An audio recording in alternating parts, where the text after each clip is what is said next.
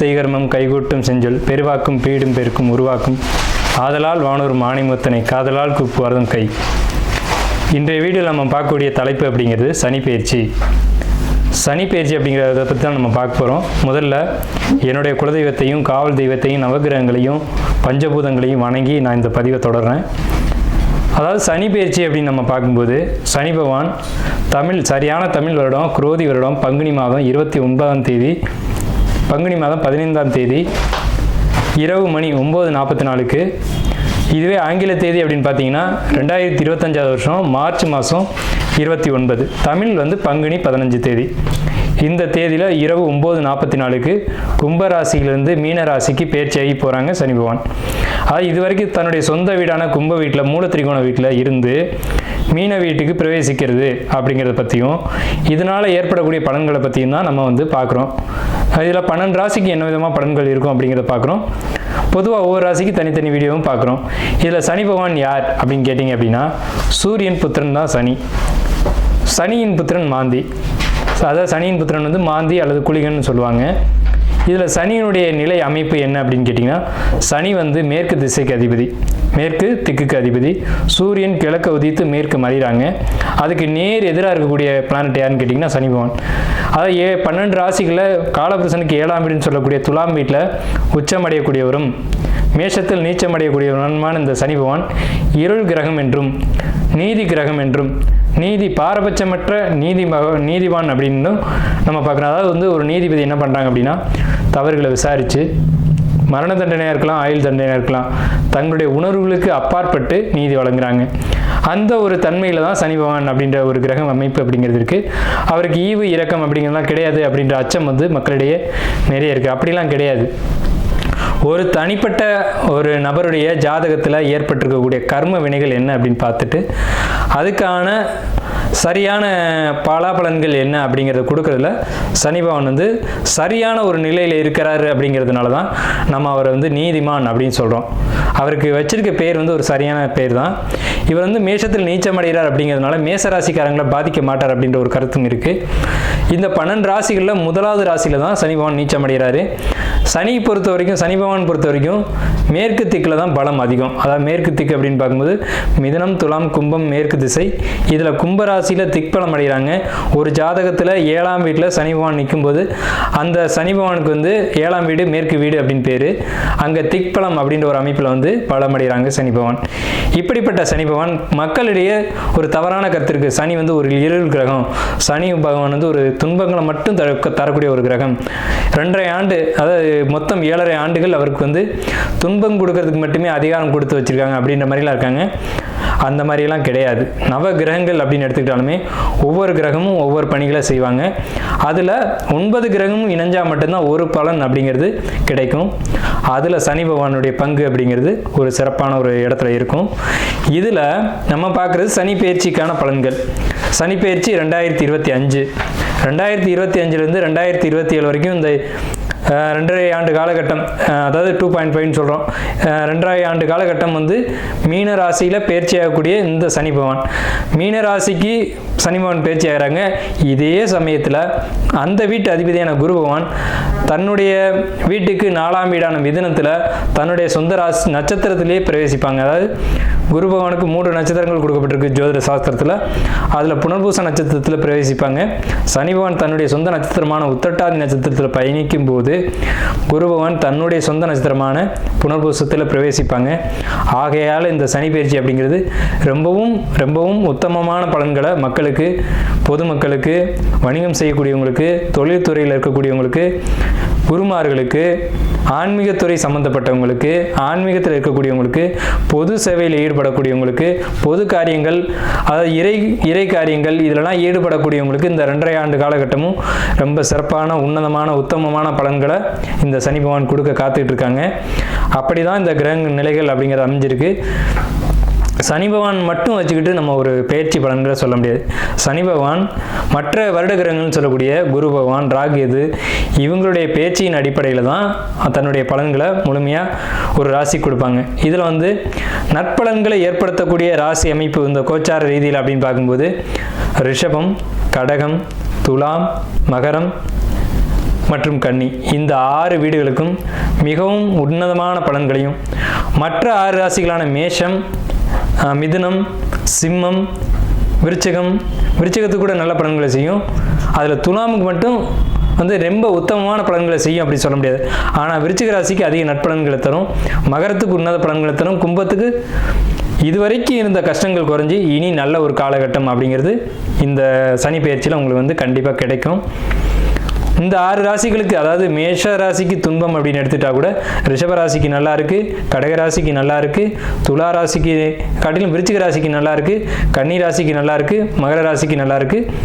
இந்த 6 ராசிகளுக்கு நட்பலன்களும், மற்ற 6 ராசிகளுக்கு பெரிய கெடுதல் இல்லை அப்படின்ற ஒரு நல்ல வார்த்தையை சொல்லி நம்ம வீடியோக்குள்ளே போகலாம். பரணி நட்சத்திரத்தை பொறுத்த வரைக்கும் 7 சனி பாதிக்குமானா நிச்சயமாக பாதிக்காது. உங்களுக்கு ஒன்றுமே செய்யாது, உரசாது. 7 சனி வந்த தடமும் தெரியாது, போன விதமும் தெரியாது. சுப விரய செலவுகள் உங்களுக்கு உண்டு, அது செப்டம்பர் மாதத்தில் நடக்கும். அப்போ அசுப விரயங்களை தவிர்க்கலாம், சுப விரயங்களை நீங்களே ஏற்பாடு பண்ணுங்கள். வீடு கட்டுறதா இருக்கலாம், திருமணம் செய்கிறதா இருக்கலாம், ஒரு குழந்தைக்கு காதணி விழாவாக இருக்கலாம், பால் கச்சறதா இருக்கலாம், ஒரு பொண்ணுக்கு பெரிய பொண்ணானதுக்கு ஃபங்க்ஷன் பண்ணுறதா இருக்கலாம். இந்த மாதிரியான சுப விஷயங்கள் உங்களுக்கு நிச்சயமாக இந்த ஆண்டு நடக்கும். அசுபமான பலன்கள் இந்த பரணி நட்சத்திரத்துக்கு இந்த சனி பயிற்சியில் இருக்கான்னா நிச்சயம் இல்லை. ரொம்ப அற்புதமாக இருக்குது. அன்பான மேசராசி நேயர்களே, அதாவது மேஷம் அப்படின்னாலே காலபுருஷனுடைய முதலாவது வீடு. இந்த ராசிக்கு என்ன ஒரு அமைப்புன்னு கேட்டிங்கன்னா, மேஷம் எங்கெல்லாம் இருக்கோ அந்த வீட்டில் ஒரு ஜோசியர் கண்டிப்பாக இருப்பாங்க. மேஷம் அப்படின்னாலே ஜோதிடம், வேதம், ஞானம், இந்த மாதிரியான நற்குணங்களை உடைய ராசி, நற்குணங்களை உடைய குடும்பத்தில் தான் ஒரு மேஷம் பிறக்கும். மேஷம் அப்படிங்கிறது ஆடுங்க. ஆடு, இந்த ஆடை ஏன் முதலாவது கொடுத்தாங்க அப்படின்னா, எங்கேயுமே முந்தி கொண்டு போகக்கூடிய ஒரு தன்மை அப்படிங்கிறது ஆட்டுக்கு தான் இருக்கும். ஆடு அப்படின்ற ஒரு விலங்கு மேஷத்துக்கு கொடுத்துருக்காங்க. இது ஒரு நல்ல ஒரு மங்களமான ஒரு சின்னம். மங்களக்காரகன் தான் செவ்வாய், அவருடைய வீடு தான் மேஷ வீடு. இந்த மேசராசிக்காரங்களுக்கு வரக்கூடிய சனி பயிற்சி 2025 முதல் 2027 வரைக்கும் எப்படி இருக்குன்ற பலன்களை தெரிஞ்சுக்கணும்னு நீங்கள் ஆர்வத்தோடு இருக்கிறது நமக்கு தெரியுது. மேசராசிக்கு நல்ல பலன்கள் கொடுக்குமா அப்படின்ற ஒரு கேள்வியோடு தான் இந்த வீடியோக்குள்ளே நீங்கள் வந்திருப்பீங்க. தயவுசெய்து இந்த வீடியோ முழுமையாக பாருங்கள். நிறைய பலன்களை தெளிவாக, விரிவாக, விளக்கமாக நம்ம கொடுத்துருக்கோம். முழுமையான வீடியோ பார்க்கும்போது உங்களுக்கு ஒரு நல்ல ஒரு கைடன்ஸ் அப்படிங்கிறது கண்டிப்பாக கிடைக்கும், ஒரு வழிகாட்டுதல் கிடைக்கும்.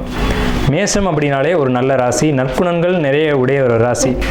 மேஷம் அப்படின்னா ஒரு துடிப்பு, ஒரு வேகம், ஒரு நல்ல குணங்கள் நிறைஞ்சிருக்கும். எப்பவுமே கோபம் இருக்க இடத்துல தான் குணம் இருக்கும். மேசராசிக்காரங்க அதிகமாக கோவப்படுவாங்க. கோவப்பட்டாங்க அப்படின்னா என்ன அர்த்தம்னா, அங்கே உண்மையும் பாசமும் அன்பும் இருக்குது அப்படின்னு அர்த்தம். தாய் அடிக்கிறதுக்காக தாய் கெட்டவன்னு சொல்லிட முடியாது. தன்னுடைய குழந்தை ஒரு நல்ல வழியில் போகணும் அப்படிங்கிறதுக்காக அவள் அடிப்பா. அந்த ஒரு குணம் அப்படிங்கிறது மேசராசிக்கு உண்டு. மேஷம் எதுலேயும் பதட்டப்படும், எதுலேயும் வேகப்படும், ஆனால் விவேகத்தோடு தான் செயல்படும். ஒரு ஆடு ஒரு மலை உச்சியில் ஏறிடும், இறங்க தெரியாமல் தடுமாறிட்டு இருக்கும். அது போன்ற குணமுடையவங்க தான் அந்த மேசராசிக்காரங்க. வந்த வழி திருப்பி போக தெரியாது. ஒரு முதலீடுகள் போடுறதா இருக்கட்டும், ஒரு தொழில் ஆரம்பிக்கிறதா இருக்கட்டும், வேகமாக ஆரம்பிச்சுட்டு அது எப்படி முடிக்கிறதுன்னு தெரியாமல் சுற்றிட்டு இருப்பாங்க. இதுக்கு என்ன அப்படின்னு கேட்டிங்கன்னா, ஒரு ஜோதிடரை அணுகி அந்த ஜோதிடருடைய வழிகாட்டுதலின் பேரில் நீங்கள் நடந்தீங்க அப்படின்னா ரொம்ப ரொம்ப பெரிய வளர்ச்சியும், ரொம்ப ஒரு நல்ல எதிர்காலத்தில் ஒரு பெரிய ஒரு இடத்துக்கும், பல பேருக்கு ஒரு முன்னுதாரணமாகவும் பல பேருக்கு நன்மைகள் செய்யக்கூடிய இடத்துல தான் மேசராசிக்காரங்க வருவாங்க. அதுக்கு தேவையான ஒரே ஒரு விஷயம் என்னன்னு கேட்டிங்கன்னா, ஜோதிடருடைய வழிகாட்டுதல். மேஷம் பிறருக்கு செய்யணும், பிறருக்காக பிறந்த பிறப்பு தான் மேஷம். அதாவது பொதுமக்களுக்கு ஒரு தலைவனாக இருக்கக்கூடிய ஒரு அமைப்பு யாருக்கு கிடைக்கும் அப்படின்னு கேட்டிங்கன்னா மேசராசி கிடைக்கும். மேசம் முதலாவது ராசியாக இருக்குது அப்படிங்கிறதுனாலே இவர்கள் தலைமை தாங்கக்கூடிய இடத்துக்கு வருவாங்க, முதன்மையானவர்களாக வருவாங்க. 40 வயசுக்கு மேலே பொதுமக்களுக்காகவே வாழ வேண்டிய ஒரு அமைப்பு யாருக்கு வரும்னு கேட்டிங்கன்னா மேஷத்துக்கு தான் வரும். அப்போ இது சமுதாயத்துக்கான மனிதர்கள் யாருன்னு கேட்டிங்கன்னா மேஷம்தான். தங்களுடைய குடும்பத்தையும் பார்த்துக்கணும், சமுதாயத்தையும் பார்க்கணும்.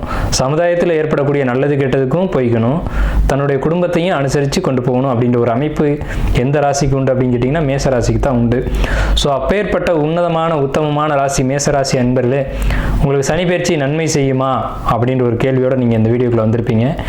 நிச்சயமாக சொல்கிறேன், உறுதியாக சொல்கிறேன், உங்களுக்கு சனி பயிற்சி நன்மை தான் செய்யும். ஏன் அப்படி சொல்கிறோம் அப்படின்னம்னா, மேசராசிக்கு 2ஆம் வீட்டில் குரு, 6ஆம் வீட்டுக்கு கேது, 5ஆம் வீட்டுக்கு பயிற்சி ஆகிறாங்க.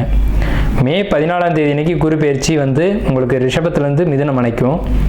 மே 18ஆம் தேதி அன்னைக்கு கேது கன்னி மனையிலேருந்து சிம்மத்துக்கும் பயிற்சி ஆகிறாங்க. அதே காலகட்டத்தில் உங்களுக்கு பாதகஸ்தானம் சொல்லக்கூடிய கும்பராசியில் ராகு பகவான் பயிற்சியாகி மீனத்திலேருந்து பயிற்சியாகி சனி பகவான் கும்பத்திலேருந்து மீனத்துக்கு போவாங்க, மீனத்தில் இருக்க ராகு பகவான் கும்பத்துக்கு வருவாங்க. இந்த மாதிரியான ஒரு மாற்ற அமைப்புகள் எல்லாமே பார்க்கும்போது உங்களுக்கு கிரக நிலைகள் அப்படின்னு கணிச்சோம் அப்படின்னா உங்கள் ராசிக்கு விரயஸ்தானத்தில் சனி, ராசிக்கு 3ஆம் இடத்துல குரு, ராசிக்கு 5ஆம் இடத்துல கேது, ராசிக்கு 11ஆம் இடத்துல ராகு. மீண்டும் சொல்கிறேன், ராசியில் உங்களுக்கு வந்து ராசிக்கு 12ஆம் வீட்டில் விரயஸ்தானத்தில் சனி பகவான், 3ஆம் இடத்து குரு, 5ஆம் இடத்து கேது, 11ஆம் இடத்து ராகு. இந்த அமைப்புகள் மொத்தமாக நம்ம கவனித்து பார்க்கும்போது வருட கிரகங்கள் இந்த ஒரு அமைப்பில் இருக்கும்போது இந்த வருடத்தை யார் வந்து நன்மை செய்வா யார் கெடுதல் செய்வா அப்படின்னு பார்க்கும்போது இந்த நான் சொன்ன 4 கிரகங்களுமே நன்மை மட்டுமே செய்யும், தீமை செய்ய வாய்ப்புகள் இல்லை. அதாவது மிதுன ராசி அப்படிங்கிறது காலபுருஷனுக்கு 3ஆவது ராசி. குரு பகவான் உங்கள் ராசிக்கு 9க்கும் 12க்கும் உடையவர். 12ஆம் வீட்டு அதிபதி 3ஆம் வீட்டுக்கு வரும்போது மறைவு ஸ்தானாதிபதி மறைவு ஸ்தானத்துக்கே வருவாங்க. அப்போ இந்த அமைப்புக்கு பேர் வந்து விபரீத ராஜயோகம் அப்படின்னு பேர். விபரீத ராஜயோகம்னா என்னன்னு கேட்டிங்கன்னா திடீர் அதிர்ஷ்டங்களையும் திடீர் தனவரவையும் எதிர்பார்க்காத ஒரு சொத்து உங்களை தேடி வரும், ஆனால் அது உங்களுடைய சொத்தாக இருக்கும். ஸோ இந்த ஆண்டு தொடக்கமே ஒரு தனவரவோடு உங்களுக்கு தொடங்கும். அப்போ திடீர்னு ஒரு பண வரவு வருது அப்படின்னா அங்கே தான் நீங்கள் கவனமாக இருக்கணும். அந்த பணம் எந்த வழியில் வருது, எந்த வழியில் செலவு பண்ணணும் அப்படின்ற ஒரு விஷயத்தில் திட்டமிடல் தேவை. அதாவது குடும்பத்தில் ஒரு தேவை இருக்கும், அந்த தேவைக்கு ஏற்ப பணமும் உங்களுக்கு தேடி வரும். 2வது விஷயம், உங்கள் ராசிக்கு 5ஆம் இடத்துல பயிற்சியாளருடைய கேது நன்மை செய்யுமா தீமை செய்யுமான்ற ஒரு கேள்வி, 7.5 சனி விரயச்சனி அப்படிங்கிற ஒரு பயம் இதெல்லாம் உங்களுக்குள்ளே இருக்கிறது தெரியுது. கண்டிப்பான முறையில் 5ஆம் இடம்ன்றது காதல் ராசி அப்படின்னு பேர். இப்போ மேச ராசிக்கு காதல் குடும்ப அமைப்பு எப்படி இருக்கும் அப்படிங்கிறத நம்ம கணிப்போம். குடும்பம் அப்படிங்கிறது 2ஆம் இடம். 2ஆம் இடத்துல கேது குரு பகவான் இவ்வளவு காலகட்டங்களாக வந்து வக்ர நிலையில் இருந்தாங்க. இதனால் குடும்பத்துக்குள்ளே வெளியில் சொல்ல முடியாத பிரச்சனைகள், ஏகப்பட்ட பிரச்சனைகள் போயிட்டு இருந்திருக்கும். அதாவது குடும்ப பிரச்சனை வெளியில் சொல்ல முடியாது. அதாவது சிலர் இருப்பாங்க, கணவனுக்கும் மனைவிக்கும் பிரச்சனையாக இருக்கும், அதை 3வது நபர்கிட்ட போய் சொல்லிகிட்டு இருப்பாங்க. மனைவி கணவனை விட்டுட்டு இன்னொருத்தட்ட போய் சொல்லிட்டு இருப்பாங்க. இது தவறான ஒரு விஷயம். அப்படி தான் இந்த கடந்த காலகட்டங்களுடைய வலி வேதனைகளை மனசுக்குள்ளே வச்சுக்கிட்டு யார்கிட்ட சொல்லுவோம் எப்படி சொல்லுவோம்னு தெரியாமல் தவிச்சிட்டு இருப்பீங்க. ஆனால் இந்த குரு பயிற்சியில் உங்களுடைய வாழ்க்கை துணைகிட்ட நீங்கள் மனம் விட்டு பேசி அந்த பிரச்சனைகளை தீர்ப்பீங்க. ஸோ இது பெரிய பாசிட்டிவான ஒரு விஷயம். கணவன் மனைவி தான் உறவுகளுக்குள்ளே சிறந்த உறவு அப்படிங்கிறது. எல்லா உறவுகளும் வரும் போகும், ஆனால் கணவன் மனைவி வந்து ஒரு வாழ்க்கையில் இணைஞ்சிட்டாங்க அப்படின்னா பிரிவது கிடையாது. வாழ்க்கை முழுவதும் அவங்க வந்து அவங்களோடையே பயணிக்கக்கூடிய ஒரு உறவு தான் கணவன் மனைவி உறவு. அதனால தான் தாலின்ற ஒரு கான்செப்டை வந்து நம்மளுடைய கலாச்சாரத்தில் கொண்டு வராங்க. 2வது மோதிரம்ன்ற ஒரு கான்செப்டுக்குள்ளேயும் மிகப்பெரிய ரகசியங்கள் ஒழிஞ்சிருக்கு. ஏன் மோதிர விரலில் மோதிரம் போடுறாங்க அப்படின்றத நீங்கள் சிந்திச்சு பார்த்தீங்கன்னா அதுக்கான விளக்கங்கள் உங்களுக்கு புரியும். எல்லா விரல்களையும் இணைச்சா பிரிக்க முடியாது, ஆனால் பிரிச்சுக்கலாம். ஆனால் மோதிர விரல் மட்டும் இணைச்சா பிரிக்க முடியாது அப்படின்ற ஒரு கான்செப்ட் வந்து விரலில் இருக்குது. அதனால தான் சில மதங்களில் வந்து விரலில் மோதிரம் போடுறாங்க. ஏன்னா பிரியாத உறவு அப்படிங்கிறதுக்கு அதான் உதாரணம். 2வது உங்களுடைய குறைகளை வந்து மனைவி புரிஞ்சுக்கிட்டு அவங்க உங்களுக்கு ஏற்ற மாதிரி நடந்துக்கிறதா இருக்கட்டும், மனைவியை புரிஞ்சுக்கிட்டு கணவன் நடந்துக்கிறதா இருக்கட்டும். இந்த மேச ராசிக்கு இந்த சனி பயிற்சியில் இது நடக்கும். இந்த சனி பயிற்சியிலேருந்து இது நடக்கும். விரயஸ்தானத்தில் வந்துக்கூடிய சனி பகவான் விரயத்தை கொடுப்பாரா அப்படின்னு கேட்டிங்கன்னா கண்டிப்பாக விரயத்தை கொடுப்பார். விரயம் அப்படின்ற சொல்லுக்குள்ள ஒரு அழகான விஷயம் அடங்கியிருக்கு. சுப விரயம் அசுப விரயம் அப்படின்ட்டு. சுப விரயமும் விரயம் தான், அசுப விரயமும் விரயம் தான். இதில் நடக்க போகிறது சுப விரயமா அசுப விரயமா, இதுதான் உங்களுடைய கேள்வி. சுப கிரகங்களுடைய தொடர்பு ஏற்படும் போது சுப விரயங்களும், அசுப கிரகங்களுடைய தொடர்பு ஏற்படும் போது அசுப விரயமும் ஏற்படும். அதில் இந்த 7.5 சனி தொடங்கக்கூடிய இந்த விரயச்சனியானது மேசத்துக்கு சுப விரயங்களாக தொடங்குது. ஏன்னா அந்த சனி பகவான் வரக்கூடியது மீனராசின்ற சுபர் வீட்டில். நல்லா புரிஞ்சுக்கணும். அந்த 7.5 சனி தொடங்கக்கூடிய மீனராசியானது மேசத்துக்கு மீனம்ன்றது சுபர் வீட்டில். அந்த வீடு கொடுத்த குரு பகவானும் 3ஆம் இடம்ன்ற விரீத ராஜயோக அமைப்புலையும் தன்னுடைய சொந்த நட்சத்திரத்திலையும் ஏறுறாங்க. இந்த 7.5 சனி பயிற்சி ஆகும்போது குரு பகவான் நிற்கிற நட்சத்திரம் பார்த்தீங்கன்னா புனர்பூச நட்சத்திரம். ஸோ இந்த அமைப்பு அப்படிங்கிறது சுப விரயத்தை கொடுக்கும். கணவன் மனைவியிடையே ஒரு கருத்து வேறுபாடுகள் இருந்தாலும் ஒரு நிகழ்ச்சி ஒரு ஃபங்க்ஷன் நீங்கள் நடத்தும் போது அதில் மனக்கசப்புகள் தீர்ந்து எல்லாரும் ஒற்றுமையாக சேர்ந்து வாழக்கூடிய ஒரு அமைப்பு அப்படிங்கிறது மேஷத்துக்கு கிடைக்கும். இதில் மேஷத்துக்கு ஒரு அற்புதமான விஷயம் என்னென்னு கேட்டிங்கன்னா, இந்த சுபவிரயம்னு சொன்னோம் இல்லைங்களா, கோயில் கட்டக்கூடிய அமைப்பு இந்த மேஷத்துக்கு இந்த ஆண்டு 2025 உருவாகும். கோயில் கட்டுறதுன்றது சாதாரண விஷயம் இல்லைங்க. கோடி கோடியாக பணம் வச்சுருப்பாங்க, அவங்களால கோயில் கட்ட முடியாது. ஆனால் மேஷத்துக்கு இந்த 2025 சனி பயிற்சி ஆலயங்கள் கட்டக்கூடிய ஒரு அற்புதமான ஒரு யோகத்தை கொடுக்கும். அதாவது ஒரு பழமொழி சொல்லுவாங்க, ஊர் கூடி தான் தேர் இழுக்கணும் அப்படின்ற மாதிரியான ஒரு அமைப்பு. அப்போ இந்த தலைவன் அப்படின்ற அமைப்பு தான் மேசராசினுடைய அமைப்பு. குடும்பம் காதல் உறவு எப்படி இருக்கும் அப்படின்னு கேட்டிங்கன்னா, குடும்ப உறவை பற்றி நம்ம நிறைய பேசணும். இது நாள் வரைக்கும் இருந்த கருத்து வேறுபாடுகள் இந்த சமயத்தில் நிவர்த்தியாகி கணவன் மனைவிக்குள்ள ஒரு ஒற்றுமை கொடுக்குது. காரணம், உங்களுக்கு 3ஆம் வீட்டில் மிதுன ராசியில் குரு தன்னுடைய சொந்த நட்சத்திரத்தில் இருக்கிறது தான் காரணம். மனம் விட்டு பேசுவீங்க, கருத்து வேறுபாடுகள் நிவர்த்தி ஆகும் அப்படிங்கிற ஒரு கான்செப்ட். ரெண்டாவது, காதல் விஷயத்தை பொறுத்த வரைக்கும் இந்த இடம் தான் ரொம்ப முக்கியமான இடம். இதை தான் நிறைய பேர் எதிர்பார்த்து காத்துட்ருப்பீங்க. காதல் கசக்கு தையா அப்படின்ற ஒரு பாடல் கூட இருக்கும். காதல் எப்படி இருக்கும்? சிம்ம வீட்டுக்கு கேது வர்றாங்க. காதல் நல்ல காதலா கெட்ட காதலா அப்படின்ற ஒரு விஷயம் உங்களுக்கு தெளிவடையும். சிம்மம்ன்றது மேஷத்துக்கு 5ஆம் வீடு, அதுதான் காதலை சொல்லக்கூடிய இடம். அங்கே கேது பகவான் வரும்போது மறைஞ்சிருந்த விஷயத்தெல்லாம் வெளிப்படுத்திடுவார். 2 காதலர்களுக்கிடையே இருந்த ஒரு விஷயம், மறைவாக வச்சுருந்த ஒரு விஷயம் வெளிப்படையாக பேசுகிறீங்க. அப்போ வெளிப்படையாக பேசினா என்ன ஆகும்? ஒன்று இது செட் ஆகும் ஆகாதுன்ற ஒரு முடிவுக்கு வரீங்க. காதல் ஒரு தெளிவான முடிவுக்கு வரும். இந்த பந்தம் நமக்கு தேவை அல்லது தேவையில்லை அப்படின்ற ஒரு முடிவுக்கு வரீங்க. நல்ல உறவாக இருந்தால் எடுத்துக்க போகிறீங்க, ஆகாதுன்னு தெரிஞ்சால் விலக போகிறீங்க. அது இதுக்கு முன்னாடி உங்களுக்கு காதலில் சில கசப்புகள் மேசராசிக்கு கடந்த காலகட்டங்களில் வந்தது உண்மைதான், இல்லைன்னு மறுக்க முடியாது. உங்களுடைய ஜாதக அடிப்படையில் அதாவது லவ்வில் ஒரு தெளிவான ஒரு அக்செப்டன்ஸ் கிடைக்காமையோ அல்லது உங்கள்கிட்ட ஒரு உண்மை இல்லாத தன்மையில் அவங்க நடந்துட்டு இருப்பாங்க. அந்த ஸ்பவுஸ் அப்படின்றவங்க அதில் ஒரு உண்மைத்தன்மை, அவங்களுக்கு உங்களை பற்றின ஒரு உண்மைத்தன்மை தெரிஞ்சு, இதில் மேசம்னாவே உண்மையை நடக்கக்கூடியவங்க, நேர்மையை நடக்கக்கூடியவங்க. அதனால் அடிக்கடி கோவம் வரும். அதனால் மேஷத்திட்ட யாருமே அட்டாச் ஆக முடியாது. அப்படி அட்டாச் ஆகுறாங்க அப்படின்னா அவங்க நீண்ட காலம் உங்கள் கூட பயணிப்பாங்கன்னு அர்த்தம். செவ்வாய் கோப கிரகம், வேக கிரகம். பட்டுன்னு கோவப்பட்டு பட்டுன்னு வார்த்தைகளை விட்டுரும். அது யார் உங்கள் கூட நீண்ட நாள் பயணிக்க முடியும் அப்படின்னு கேட்டிங்கன்னா, உங்களை பற்றி முழுமையாக தெரிந்தவர்கள், உங்களுடைய குணம், உங்களுடைய அந்த எண்ணங்கள், சிந்தனைகள் தெரிஞ்சவங்க மட்டும்தான் காலம் முழுக்க பயணிக்கக்கூடியவங்க. அப்போ சிம்ம மனையில் கேது வரும்போது தேவையில்லாத காதலாக இருந்தால் முறிச்சு விட்டுடும். அது சரியான காதலாக இருந்தால் அவங்க கடைசி வரைக்கும் உங்கள் கூட வருவாங்க. அதாவது உங்களுடைய காதலுக்காக நீங்கள் காத்துக்கிட்டு இருந்தீங்க, உங்கள் காதலை வெளிப்படுத்திட்டு காத்துட்டு இருக்கக்கூடிய காதலர்களுக்கு ஒரு அக்செப்டன்ஸ் கிடைக்கும் அப்படின்னு தான் நம்ம இங்கே சொல்கிறோம். இந்த காதல் வலிமை அடையுமா அல்லது இந்த காதல் முறியுமா அப்படின்ற ஒரு காலகட்டம் தெளிவான முடிவுக்கு வரக்கூடிய காலகட்டம் உண்மையான காதலர்களுக்கு சிறப்பான ஒரு ஆண்டாக இந்த சனி பயிற்சி அமையுது 2025. 2025 உங்களுக்கு கும்பத்தில் வரக்கூடிய ராகு பகவான் கம்யூனிகேஷன், அதாவது கம்யூனிகேஷன் அப்படின்னா என்னங்க, அதாவது ஒரு ஐடி ஃபீல்டில் இருக்கவங்க, இந்த ஜாப்பில் இருக்கக்கூடியவங்களுக்கெல்லாம் தொழில், வேலை, உத்தியோகம் அப்படின்னு பார்க்கும்போது ரொம்ப ஒரு சிறப்பான ஒரு அமைப்பு. ஏன்னா கும்பராசி தான் தகவல் தொழில்நுட்ப ராசின்னு பேர். இங்கே இருக்க தகவலை வெளியில் சொல்கிறதுக்கும் வெளியில் இருக்க தகவலை இங்கே கொண்டு வரதுக்கும் கும்பராசி தான் தொடர்புகளை ஏற்படுத்தும். கோயில் கோபுர கலசம் பேர் கும்பத்துக்கு. அப்போ இந்த இடத்துக்கு ராகு வரும்போது வெளிநாட்டு தொடர்புகள், வெளிநாட்டுக்கு போகணும் காத்துட்டு இருக்கக்கூடியவங்களுக்கு வெளிநாட்டு தொடர்புகள் கிடைக்கும்.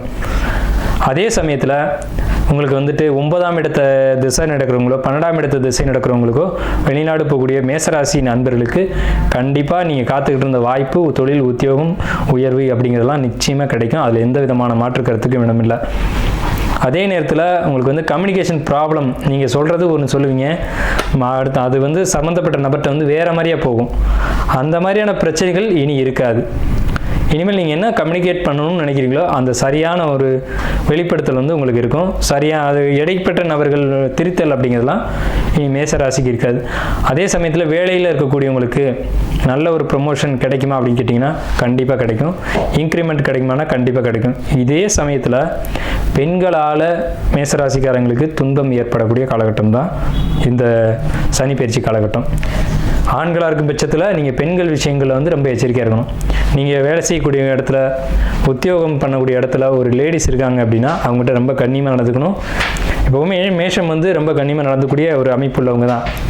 அதே சமயத்தில் அவங்களுடைய போக்கு என்ன, அவங்க எப்படி நடந்துக்கிறாங்க, அவங்க நம்மளை வெறுக்கிறாங்களா இல்லை நம்ம இருக்கிறது அவங்களுக்கு ஏதாவது இடையூறாக இருக்கா அப்படின்றத பார்த்து அதுக்கேற்ற மாதிரி நீங்கள் உங்களுடைய வேலைகளை செஞ்சுட்டு வரணும். அவங்க உங்களுக்கு நீங்கள் உங்களை அவங்க ஒரு போட்டியாக கூட நினைக்கலாம். இவர் இருக்கிறது வந்து நமக்கு தொந்தரவாக இருக்குது, நமக்கு கிடைக்க வேண்டிய இன்க்ரிமெண்ட்டோ ப்ரொமோஷனோ அவருக்கு கிடைக்குது, அவர் இருக்கிறது நமக்கு தொந்தரவாக இருக்கே அப்படின்னு சொல்லிட்டு உங்கள்கிட்ட வந்து சில தேவையில்லாத இடைஞ்சல்களை கொடுக்கக்கூடிய ஒரு காலகட்டம் தான் இந்த காலகட்டம். அதுக்கு என்ன பரிகாரம் அப்படின்னு கேட்டிங்கன்னா, பொறுமை, கவனம், உங்களுடைய வேலையை நீங்கள் பார்க்குறது, அடுத்தவங்க வேலையை நீங்கள் செய்யாதீங்க, அடுத்தவங்களுடைய விஷயங்களை நீங்கள் தலையிடாதீங்க, அடுத்தவங்களை பற்றி நீங்கள் கமெண்ட் அடிக்காதீங்க.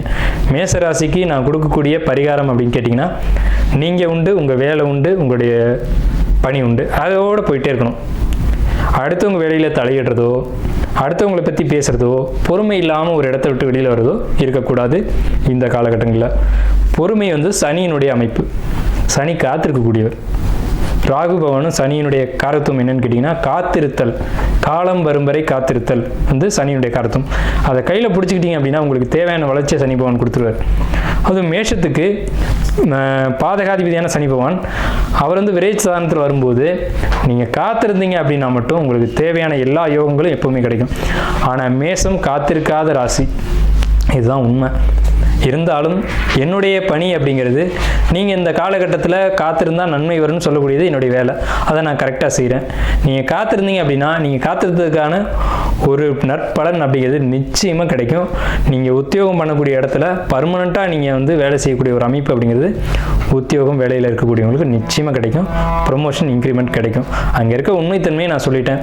அதே சமயத்தில் நீங்கள் ஜாப்பில் இருக்கீங்க, அதே ஜாப்பில் இன்னொருத்தருக்கு ப்ரொமோஷன், இன்க்ரிமெண்ட் கிடைக்குது அப்படின்னா நீங்கள் பொறுமையாக காத்திருக்கணும். ரெண்டாவது விஷயம், அவங்களுக்காக நீங்கள் ஜாமீன் ஏற்றக்கூடாது. அவங்களுக்கான ஒரு வாரண்டி, கேரண்டி இதெல்லாம் நீங்கள் கொடுக்கக்கூடாது. நீங்கள் உண்டு, உங்கள் வேலை உண்டு, உங்கள் பணி உண்டு அப்படிங்கிறத நான் சொல்லிட்டேன். பொறுமையாக இருக்கணும் அப்படிங்கிறத நம்ம இங்கே வலியுறுத்தி சொல்லியிருக்கோம். அதே நேரத்தில் திருமண வாழ்க்கையை பொறுத்த வரைக்கும் திருமணம் அப்படிங்கிறது 1000 காலத்து பயிருங்க. குருபவன் உங்களுக்கு 3ஆம் இடத்துல வந்திருக்காங்க. கண்டிப்பாக நல்ல வரன் அமையுங்க. ஏன்னா 3ஆம் இடத்துல இருக்க குருபவன் உங்கள் ராசிக்கு 7ஆம் இடத்தை பார்ப்பார். அது அந்த 3ஆம் வீட்டிலேருந்து 5ஆம் வீடு அமையும்.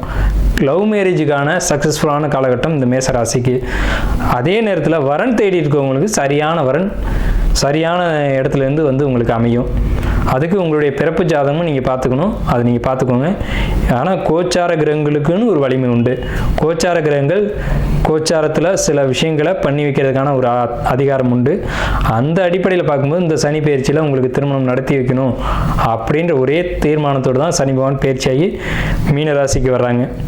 அதே மாதிரி குடும்ப தெய்வம், குலதெய்வம், இந்த வழிபாட்டில் இருக்கக்கூடியவங்களுக்கு இந்த வழிபாடுகளை பிரேக் பண்ணாமல் நீங்கள் எடுத்து செய்யணும்.